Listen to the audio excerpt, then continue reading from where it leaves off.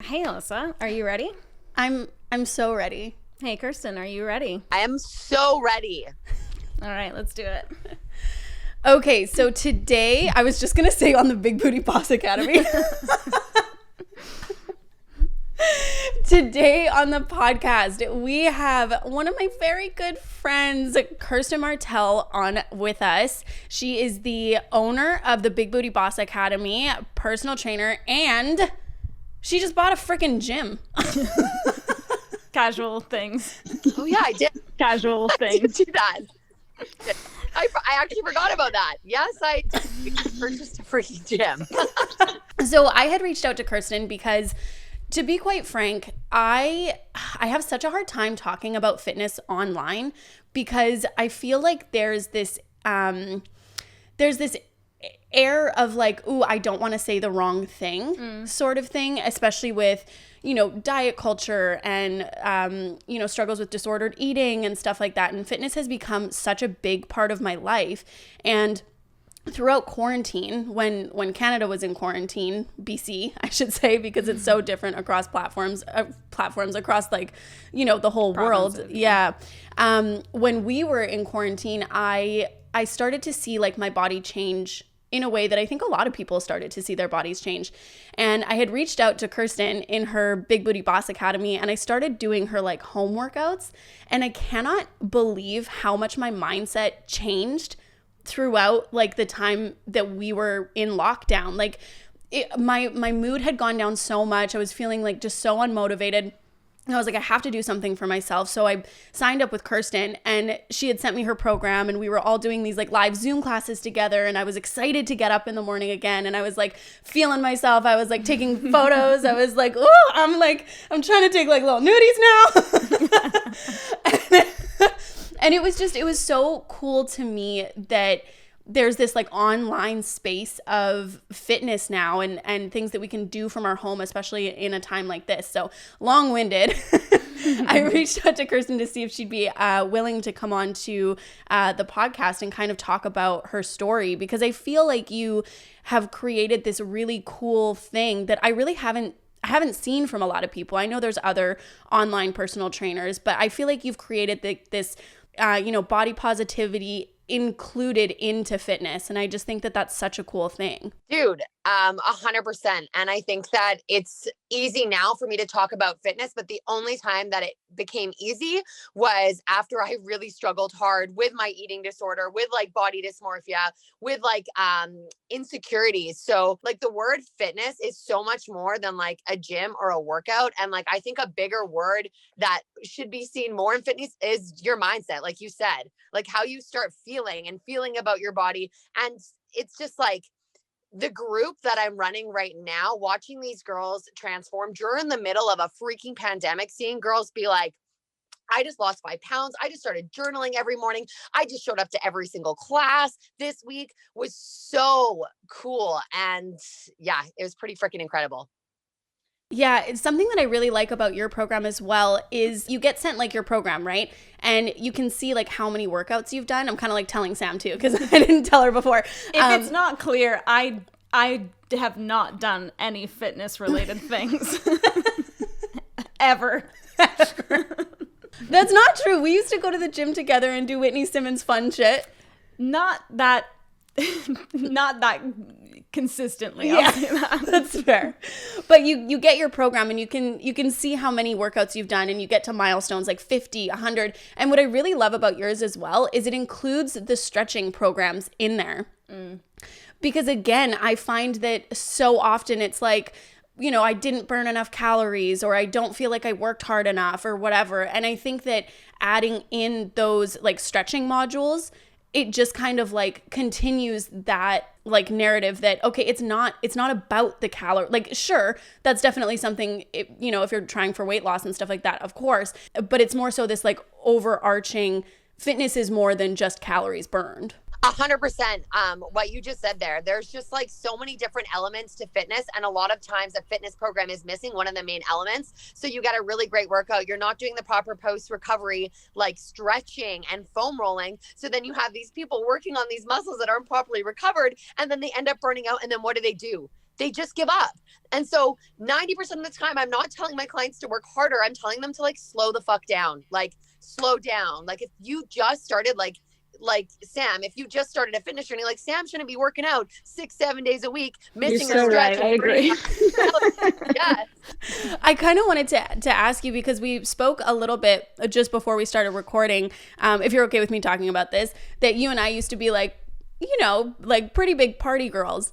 I wanted to kind of ask you about your coming into this industry, like how you got here, how you fell in love with it, and how you created such like a big business for yourself online.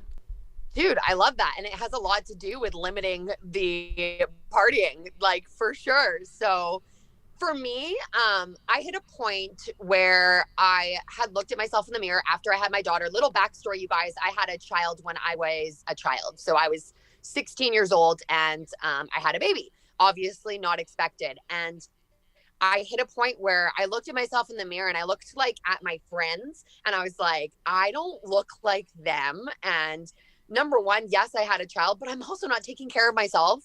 I'm drinking every single day and I'm quite literally miserable and unhappy with the person I am. And that's when I bought a gym pass.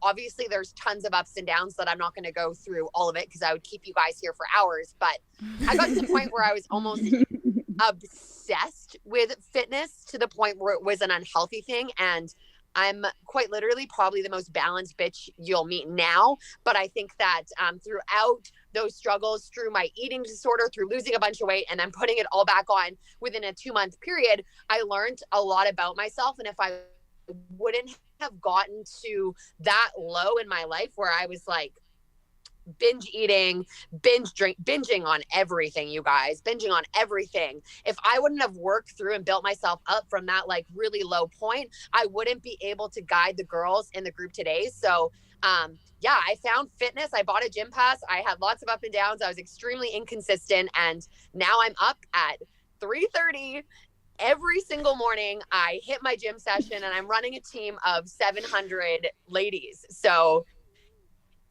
that's a very long story shortened up, but it's pretty fucking incredible to say the least. Yeah, something that like that really resonated with me with you is that you do talk about your past with like an eating disorder and stuff like that on your social medias, because you do have, you know, quite a following now. I think you have over 100,000 followers on Instagram, right? 105 on Instagram, Yeah. 200 and something on TikTok, and Facebook is pretty lit up as well right now.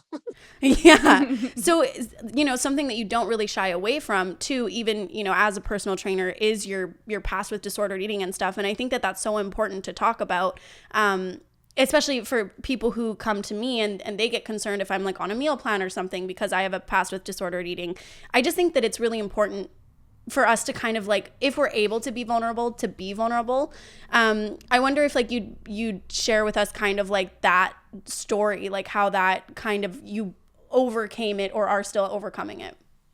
Yeah, I think that with anything, whether it's someone that's like high anxiety or you struggle with an eating disorder, I don't know that you ever fully overcome the eating disorder. You just find better ways to deal with like the urge to binge eat. So for me, it started with an obsession of working out, which is why I always steer girls away from the all or nothing mindset. It started with an absolute obsession working out every single day, and every single time the number on the scale would jump up, I would have a panic attack. And it got to the point where I thought that because I was a personal trainer, and this was at the beginning of my personal training career. I've been a personal trainer for like 7 years now, but I thought I had to look a certain way. So I thought that if I weighed 150 pounds, that I wasn't going to be able to do my job, that people were going to judge me. And so instead of like working on myself and my mindset, I would just eat all of my emotions. I found myself binging every single night and then making myself sick. And I was honestly so embarrassed about it that it took me a year of struggling and reaching rock bottom to actually open up to my mom and to my sister and to say like, hey, I'm really struggling. And this all started with a really bad breakup. I had to move out of my house, and life just became too much for me to deal with in a healthy way. And I resorted to food as comfort. So for me, reaching out and asking for help was step one. Step two was, at this point, I had 10 or 11,000 Instagram followers, and I honestly felt like a phony. I was like, I'm like posting these smiling selfies, like, oh, life is so good. And I'm like making myself ill every single night. I'm crying every single evening. I actually like hate myself. I hate life. And I'm telling all these people how great everything is. And everyone's like, congrats on being a personal trainer. Like, you look like you're really crushing it. And I'm like, oh my gosh. So I was like, I'm not crushing it at all. So I opened up, and I don't think that you have to open up to, like, if anyone that's listening to this struggles with like an eating disorder, I don't think you have to open up to the public. For me, and I think Alyssa, you probably know this, like, I really am just who I am. So for me to have to hide that part of me was like painful. Like, I was like, I don't feel like I'm being Kirsten right now. I'm just like so lost. I was a lost little puppy. So I just opened up about it. And when I opened up about it, it became easier to talk about. I realized that there was so many other girls that had struggled with eating disorders, and it wasn't talked about. And it was almost like it still isn't talked about enough. Like, it's a really big problem that girls are struggling with right now, but are too scared to voice because of how they feel about it. So for me, if the reason that I went through this like crazy eating disorder, dysmorphia cycle was to be able to benefit and help girls in the same position, then it makes that like worth it. And it makes me like coming out and being open to my audience about it worth it, even if it helped one person. Do you know what I mean? Yeah. Yeah. I'm interested how, because I think it's so easy, like anytime that you're trying to change how you're eating, whether that's like you wanting to go keto or go vegan or restrict calories or, you know, increase calories or whatever, like any kind of change to your eating habits, I think it's so easy to get into that all or nothing approach. So I'm curious how you balance that and approach that, not only with yourself, but also with clients, having experienced this in the past with having disordered eating yourself. So for every single person, it's a different approach. And so when girls come into the Big Beauty Boss Academy, some people are at a level where they need to track calories. Some girls are at a place where tracking calories would quite literally be detrimental to their mental health. So for me, the first step of getting out of my eating disorder was throwing away my scale. Like, that was it. Like, throw it away. This is not good for you. All I'm doing is stepping on this thing every single day. It doesn't matter if it's water weight or whatever it is. It's completely affecting my day. So for 2 years, I didn't weigh myself. So for girls that come in, I will straight up, if we're on a Q&A, because obviously it's not personalized coaching because there's such a large group of ladies, but someone says, I'm about to do a really good example, the 75 hard. I just got into fitness, so I'm doing this. I will tell them, I'm the most honest person you ever meet. That is the stupidest thing you will ever do. You need to start with drinking your water for an entire week. That's it. So with every girl that comes in, there's a different approach that they're going to take. But for everyone, this one thing remains the same, that the all or nothing does not work. It does not work. You have to start being, a quote that I really like is 1% better every single day. 1% better. That's it. Because the moment you set these unrealistic expectations for yourself, like, I'm going into this program, it's 8 weeks, I'm going to lose 10 pounds. I'm going to stop binge eating at nights. I'm going to stop doing all these things. And then the one night that you end up like slipping up, we're all human. We all slip up. You end up beating yourself up, and you forget about the 5 days that week that you actually did really good.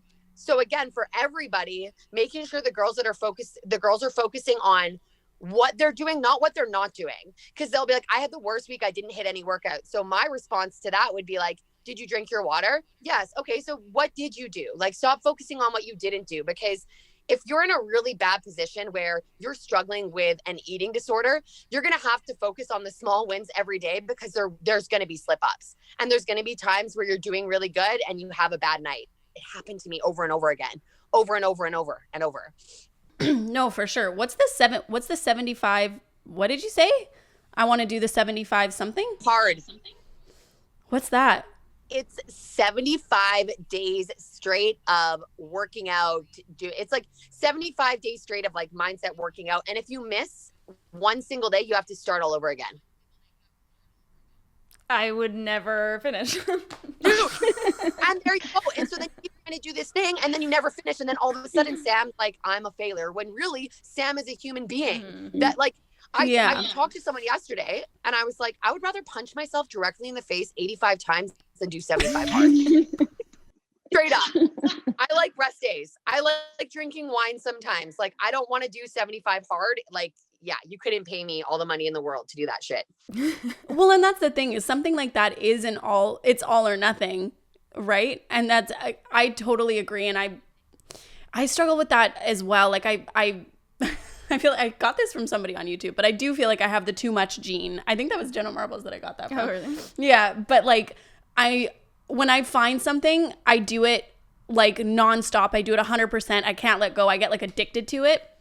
And I do that with fitness too. And like I had to, for me, when I started kind of this journey on like focusing on my health, it's hard for me to talk about, honestly, because like I don't want to be disingenuous. Like I would love to sit here and say like, no, I loved my body the way it was 2 years ago, but that's just not true. Like I much prefer my body now. I wish that I didn't have to say that, but I do. And back then I did start because I wanted to lose weight. I wanted the number on the scale to go down. I really attached an emotion to that number. But throughout me starting these like small changes, going to Orange Theory at first, and then starting to work out at the gym, and then kind of starting to mindfully eat, I noticed that like my anxiety got so much better. And I talk about this like all the time. People obviously know, but it kind of morphed from being only about the weight to being about how I felt. And now people ask me like how I stay motivated. It's like, I don't even need to be motivated to go to the gym, because I just know that me moving my body, me going to the gym, being around, like the environment, it makes me feel better. Even if I like literally just walk on the treadmill on like an incline or something, I still feel better. 100%. And like, I think the most important thing for you is like, you started. So the fact, and I love that you said, I love my body more now, because it's okay to say that, because it's the truth. And the biggest thing I respect in a human being is being honest, and honest when it's hard, honest when it's scary. So you started, you learned, and now you've built it into your routine. So the only thing that matters is that you started. Yeah. Well, and I think also because like you are doing it at this point, like you're doing it in a way that's healthy. So I don't think it's wrong for you to be, happy about that or prideful about it or feel like you have accomplished something that you were trying to accomplish, because you're doing it in like the right way, Yeah. Well, and that is something too I wanted to talk to you about, because I've noticed it's so scary for me to talk about, because I just feel like I'm saying things that I shouldn't be saying, but it is true for me. But I have always like shown my body more or less on social media throughout all of the stages of my life. And I showed it in similar clothing throughout the last 2 years. And I do find now I get more people saying you're cringy because you're showing your body, and you're trying to show off, and things like this. And I'm wondering if you kind of get the same reaction and how you kind of deal with that. Because for me, I look at it and I go, well, but 2 years ago, like, you were praising me for showing my body, and now, I'm so much healthier now. Back then, when I was back then, I was drinking every single day secretly. I had a huge problem with alcohol. I wasn't mindfully taking in fuel for my body. I was just, eating whatever when I was drinking, and then sometimes not eating at all and just drinking because I was so full of beer that like I didn't want to eat anything. And so for me, it's like me showing up in my body today is just me showing up in my body today, and I'm such a healthier person. And I do get obviously comments where it's like, oh my gosh, you're glowing, like you look so calm and like balanced, and it's like, yes, for sure I am. I'm a much healthier person today.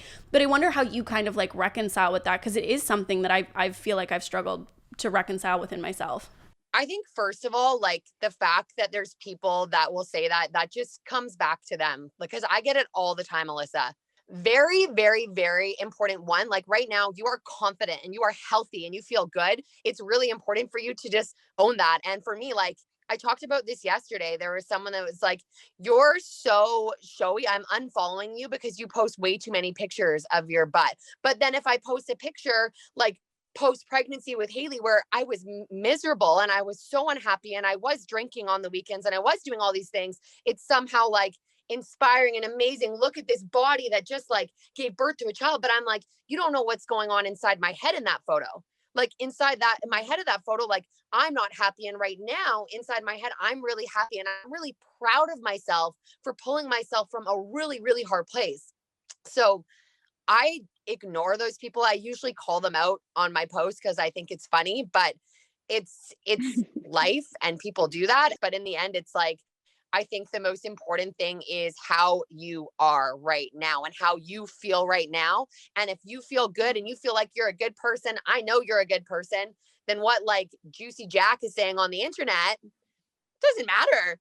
Well, and I think it's also important to note as well that like what empowers you in your own body and your own mind for you, like doesn't necessarily have to be reflective of what is going to empower someone else. Do you know what I mean? So like if you want to post photos of your body, you want to post photos of your butt, whatever you want, like that can be empowering to you without being empowering to someone else. And I think that trying like people trying to kind of like police that and be like, well, you don't have respect for yourself or you're too showy or you're too whatever.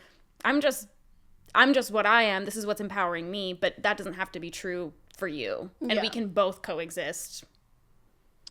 And exactly, like anyone, it doesn't matter if you're like 100 pounds, 200 pounds, 300 pounds, you are like free to post what you want, and you should be free to post what you want without people feeling the need to critique you or criticize you or shame you for doing so.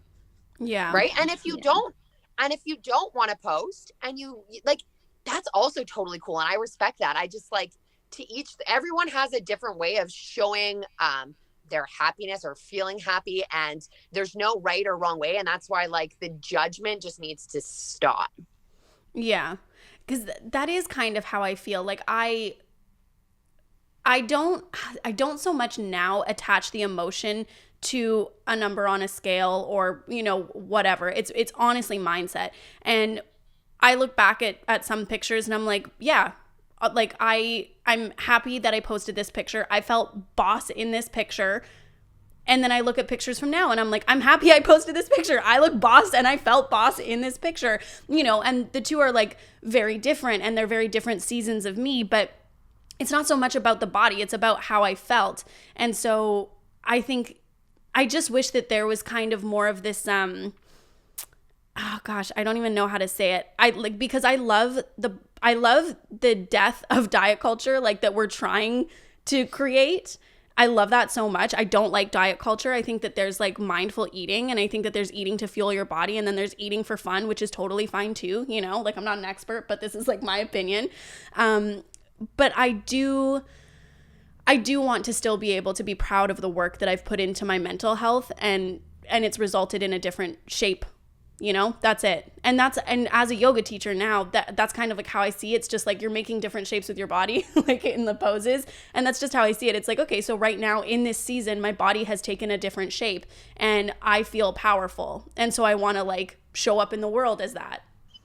You are able to. And I think that something I said the other day in my group that like really stuck with me is the only body that's acceptable is the one you feel good in and the one you feel strong in.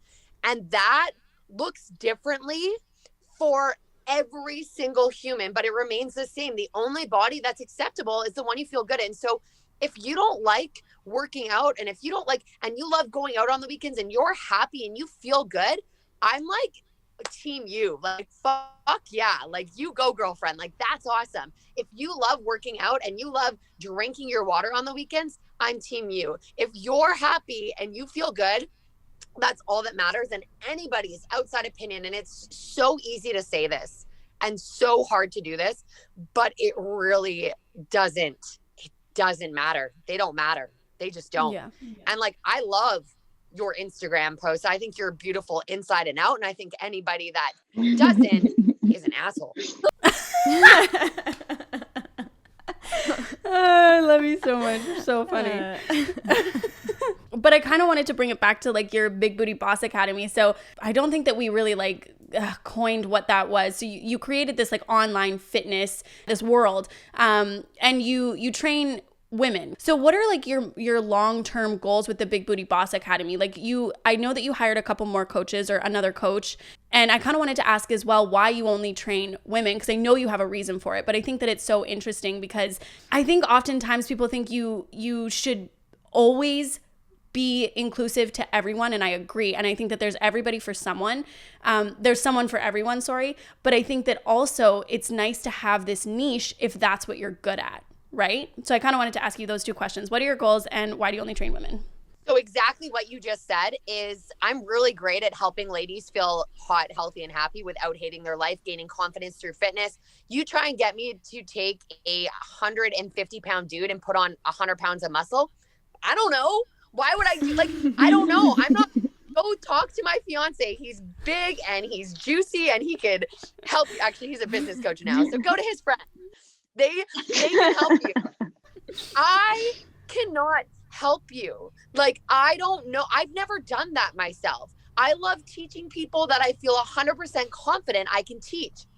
I had a few altercations with a couple male clients because I did train males. And yes, I think that like you should never judge a book by its cover. But the two altercations really threw me off from training guys, because the moment that I got into a relationship with my fiance, Brian, they didn't treat me very well. And they all of a sudden didn't want the training program. And so for me, it was like, they wanted to go out for lunch. And I'm like, no, dude, like, it's not go out for lunch. It's I'm giving you a workout program, because there is some males that I think I can help. But I also feel so passionate and compelled to women and to be able to show them, like, moms, especially, like, I was 16 and now I run a business with 700 clients. Like, I think it's important to follow your passions, and I feel passionate about training women, and I don't feel that same passion about training males. And it's not to say that that I don't like males. Like, I'm freaking dating one. I love dudes. I have so many guy friends. I just love training them. And I think that that's okay. And I'll always, if males ever come my way, give my absolute best advice and then put them in the direction of someone I think that could really, really help them. It's just not me. Yeah, for sure. Long-term goals for the Big Booty Boss Academy. I just want to keep doing what I'm doing. Like, I want to keep Zoom classing with the ladies. I want to keep growing this like powerful group of women. And I mean, like, my goal this year is to impact 1,000 ladies' lives, which we're like well on the way to do that. But I really just like have found something that I love doing. So I just want to keep doing it. Yeah. Well, I think that it shows too. Like I was saying again before we started recording, like, you're such a powerhouse. Like you honestly are always on there and you're showing your ups and downs. And I think, you know, some of us like are really lucky to find our passions in life. And I definitely think that you found yours and, you know, just keep like slaying it basically. And I have had a couple of my followers take your program when I was on it, and they said the same thing, like how much they loved it, and it was like super like approachable for them, you know. And I just think it's so nice because so many people, I do post some of my workouts. Like, I'm not a personal trainer, so I don't make YouTube videos about it. I know that that's not like appropriate sort of thing because, you know, my form could be off, whatever. But I do post online about it when I'm at the gym, and I often get these comments like, I'm so scared to go into the gym. I'm scared people are going to come up to me. I don't know how to use the equipment. What if that's why I started the sweat selfie, honestly, because people are like, what if like I'm sweating and like you can see it on my butt? And I'm like, okay, listen, my whole entire asshole, okay? Like the whole crack is like, it's constantly wet. What do you mean? I wear like gray pants. I wear white pants. Like, yeah, my butt is fucking sweaty, bro. I'm working hard. And I want to like show this that I can like dispel it, because I was also scared to go into the gym and to use like this new equipment. Even still, like I'll be like on a piece of equipment and I'll like kind of hide my phone and like Google how to use thing, put feet on pedal. I'd love to hear from you, like what advice you have for those people who are like scared to go into the gym for like all of those reasons. If they want to. I love that question. I was also one of those girls that was really scared to go into the gym. I want to say two things. The first thing is that I think you could post a workout video as long as you weren't like, I'm personal trainer Alyssa and watch me. But like anybody can post a workout video. And I'm like, the reason why it was so scary for me as a personal trainer is other personal trainers were like, oh, there's that Kirsten chick and she's, and I'm like, and now look at me. So the only way to, like anybody can post a workout video, whether they're a personal trainer or not. So if you, and I'm sure a ton of people would watch it, but it's so sad that we have to get scared to post that stuff because we're afraid of people critiquing us. And I remember I posted a freaking smoothie once, a post-workout smoothie, and some freaking personal trainer had the audacity to be like, that's a little bit too much fat for post smoothie. I'm like, you're the reason why people get scared, because you feel the need to put in your 2 cents when it's unwarranted and unnecessary. So well, if also you want they to don't know your goals. Yeah, exactly. And so it's just like, so if you post a workout video, send it to me because I would love to fucking watch it. And I'm sure your form would be fantastic. Most of the time when people are scared to go into the gym because of other people looking at them, they aren't actually looking at us. And for the rare occasion that there is someone that is staring at you, again, I know I've said this in this podcast, is that says so much more about them than you. Because I'm at the gym, and this is and I get goosebumps when I say this. This is the honest truth. I'm at the gym looking at myself and my booty gains, being like, oh, you're a badass. Like, look at you. I'm not at the gym. I don't even, like, sometimes someone will be like, oh, I saw you at the gym. And I'm like, oh, I didn't even see you. Like, I'm sorry. Like, I am so in my own zone, and I am at the gym to be the absolute best version of myself possible. And that is the only reason. So if you are at the gym for any other reason, to stare at people, to shame people, I don't like you, you're an asshole, and get the fuck out of the gym. Like, straight up. Like you're at the gym too. You're at the gym for you. That's why. So my advice would be, number one, the things that scare you are usually really good for you. So if you're scared to go to the gym, it's a really good sign that, like, that's your next step. If someone's staring at you, it's on them, dude. It's not on you. It's a them problem, not a you problem. Something that I've said too is like think about what you're doing at the gym. You're not often like looking at someone and, you know what I mean? Like intentionally looking at them, number one.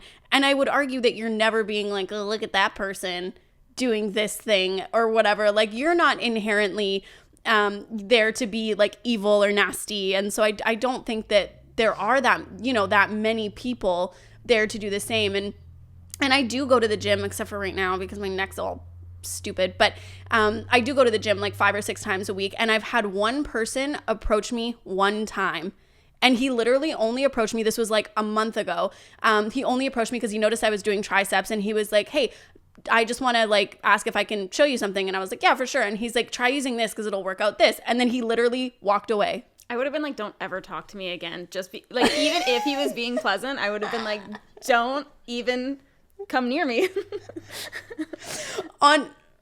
Yeah, I mean, this is the thing, is like, I think it's so situational and everybody's so different, but like I actually really appreciated that, like that one interaction, because like I could tell he wasn't there to be like, hey, how's it going? It's just like he could tell that I was working out the exact same muscle for like an hour sort of thing, and he's like, try something else, man.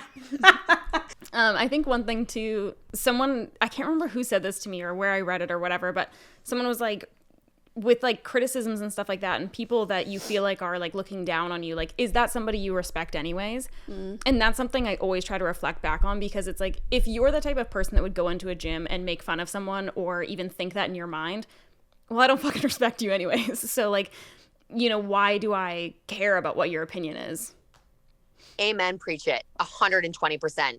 120%. Like, hit the hammer on the nail. I think that's the saying.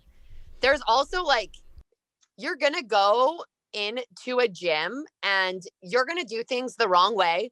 You're going to squat and maybe you don't have proper form. Literally, this was a year ago. I walked into the gym. I loaded up the barbell with too much weight and I got stuck underneath the fucking thing. And Brian had to come help me. Like, but, and I'm a personal trainer. Like, that sort of stuff is life, and that happens. Nobody's perfect. So even if you're at the gym and you're bicep curling and you're using your entire body to lift those weights up, it's like, okay, but you're there and you're there to better yourself. And I do highly suggest that you look up like either on YouTube or do something with proper form, because you don't want to go to the gym and hurt yourself. But even if you're doing something wrong, like you're still there, you're still doing the freaking thing, and we're all going to do weird things. We're going to fall, we're going to spill water, we're going to have sweat on our asshole. Like that's just a thing. I did vomit a blueberry smoothie all over the walls of the gym one time, unfortunately. Wait, I have in our questions, I want us all to tell our most embarrassing gym story. Okay, well, let's fucking jump into it, because Go for it. I had this like bout of vertigo for some reason that came literally out of nowhere, and it started when I was at the gym. I was working out, and then I started feeling like kind of like dizzy, and I was like, oh, I'm not feeling very good. And I had like all my shit on my little mat, and I literally just left everything there. Like I left my keys to my locker, I left my phone there, like my headphones, everything. And I just like stumbled to the bathroom because I can't even like describe to you how sick I was. It was just so bizarre, and it was so sudden onset. And I had a blueberry smoothie, which was the bluest. And yeah, as soon as I got into the bathroom, I just like, it was just vomit everywhere. And then I was still so dizzy and like so vertigo, and I was trying to like wipe it up. Like it was the worst. Like, what did you use to wipe up this blueberry smoothie? Their shitty half-ply toilet paper. There was nothing else. Oh, I'm getting nauseous. It was the worst. Yeah, it was not a fun time, guys. I actually don't think you've had like blueberries since, no? I can't do that. Not a That was a sight to behold, and it was something that like changed me on a core level. So, and then she never went to the gym again. No, I'm just kidding. I'm kidding. Honestly, we've gone since. I don't know that mine's like as horrific. But it was like, that's hard to top. I don't know. That's not like so embarrassing to me, because I feel like at least you were like alone. So this happened to me. I just wanted us to like tell our like most embarrassing stories, because like you said, it happens to all of us. You know what I mean? Like none of us are 100% unembarrassing all the time. Like we all do shit that's like funny. So I had started at this new gym with my ex, and I was like new to these gyms that are, like just more intense. Do you know what I mean? It's like you go in and there's, it's not like a community gym. It's like, this is a gym for people who know things about gyms. Yeah. So it was, you know, it's like a nicer gym, and it has all these like fun things. And so anyway, it had a sauna, and he liked to go in the sauna after he worked out. And so naturally, like we went together. I had to go in my sauna or else I was just going to sit there and wait for him in the cold. And so I like got my little towel on, and I like had my little like whatever, it's not slippers, flip-flops on, and I locked everything back in my locker. And I think I went to the mirror to put my hair in like a bun or something like that. And then I just went in the sauna. I was in there for like maybe 15, 20 minutes. And then I was like, okay, it's probably enough time. And I come back out, and I realized I don't have my fucking keys for my locker. So I had left my keys on the sink, I guess, when I went to do my bun, and all I'm wearing is like, I swear to God, like it barely covered my asshole. Okay, it was this big, like one of those. The amount of times that asshole has been said in this podcast, everyone's gonna be like, what is wrong with you? Like, why did this make such a sudden appearance and never leave this podcast episode? So I had this like baby doll towel on, and just little flip-flops, and I'm realizing that like, okay, either somebody took my keys, but my locker is still locked, so like what would they have done with them, and brought them to the front, or like I've actually lost them. So I was like looking in the like sauna for them, and I was like, no, I definitely somebody took my keys. And I was like, okay, so I either have to like walk through this entire gym with like people who know about gyms, you know what I mean? Like talk about like feeling nervous to be at a gym, like me being like nervous to be in this little tiny towel, or I have to like ask somebody at this. I think this was the first time I had ever been to this gym. I didn't know anybody at the gym. So I had to ask this like lady in the change room, and I was like, hey, so awkward. I'm like in this, again, imagine me in this tiny little towel, like approaching some person who's just trying to work out. And I'm like, hey, I'm so sorry. I think that like my keys might be at the front. Can you please go ask for me? And she was like, okay. So she did. She grabbed my keys. At least they were at the front. And I opened my locker, and then I hoped to never see her again. But that's probably the most embarrassing thing that happened to me, because like trying to approach a stranger wearing what I was wearing, especially like, it's not like we were at a spa, You know, she was fully freaking clothed. But Krista, I wonder if you would tell us your most embarrassing story that happened at the gym. Yes. And I the moment I heard this question, I have the exact story. So just got my personal training certification. I'm working in the gym. I have my first ever client. So obviously I want to shit my pants. I'm so nervous, This is my first time in the gym training someone. So I have my little program all written up. We're going to do some box squats and some barbell stuff and whatever. So I have it on my iPad that my mom got me because I was a personal trainer and she was fucking proud of me. She was proud of me. So I brought it. I got on the treadmill. I was super excited. And oh my God, it makes me feel fucking nauseous talking about this. So I'm talking to her about her program and I lose my balance and I fly off the treadmill. I go flying. I fly, and I'm sitting there with my first client ever at the gym on the ground. And she's like, oh my God, are you okay? And I was like, I'm okay. And I was mortified. And I was mortified, you guys. Mortified. Like, okay, let's clamber back up on those treadmills. Were you actually okay, or were you in serious pain pretending to be okay? I hurt myself. I wanted to cry. I felt my face go completely red. I didn't feel very good. I did hit the ground. We were going pretty fast speed and I just got whipped off the freaking thing. So it almost I went home and contemplated my life decision. I was like, am I supposed to be a personal trainer? I just had my first client and I went flying off the treadmill. Horrible, you guys. Is this a sign? Absolutely horrendous. How did the rest of the personal training session go, though? She was one of my most successful clients. She did awesome. She actually does bikini competitions now and she's crushing it. So she did great. So it goes to show that one small oopsie, a little flip off the treadmill isn't a reason to just throw in the towel. Show up for your next training shift and just keep it on speed 2.5, people. 2.5. Yeah. Honestly, I feel I don't want to take up any more of your time. We started a little late because we were having technical difficulties. But is there anything else you wanted to tell our approachable listeners? I have a couple things. One is progress over perfection. So if you're looking to get into the fitness industry or you're looking to just level up your fitness, focus on the progress, not being perfect. I think it's really important that we love ourselves. And this is going to sound super cheesy, but I actually mean it. Love yourself now. When I was the saddest, I used to think that a boob job could fix me, a tummy tuck would fix me, but it wasn't the external things that what were upsetting me. It was what was going on internally. So sometimes you have to dig deep. You have to have those hard conversations with yourself. But no matter where you're at, I think it's just important that you do just love yourself right now, despite anything. Yeah. That's it. That's all, dude. And I appreciate you guys for having me on the podcast because I think you're both fucking awesome. We appreciate you. I like your whole philosophy towards fitness. I like the idea of mindfulness over perfection and stuff like that, and having that mindset and having it be all encompassing rather than just focusing on numbers and different stuff like that.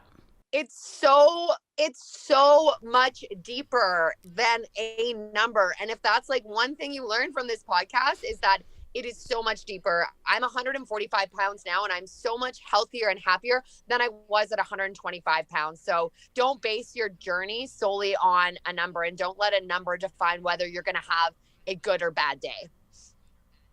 Yeah, so true. Wise words. Yeah.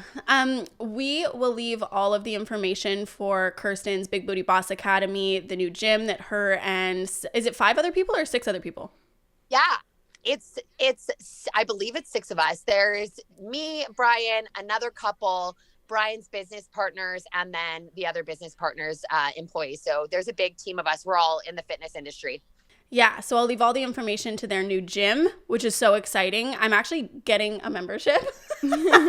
So if you guys live in Kelowna or West Kelowna, you can check out their gym. It's called Iron Energy, and I'll leave all of Kirsten's Big Booty Boss Academy and Instagram and YouTube, and you have so many things going on, like it's just gonna be a friggin' list, but I'll leave that all in the description box. But thank you so much for being on the podcast, and I look forward to talking to you so soon.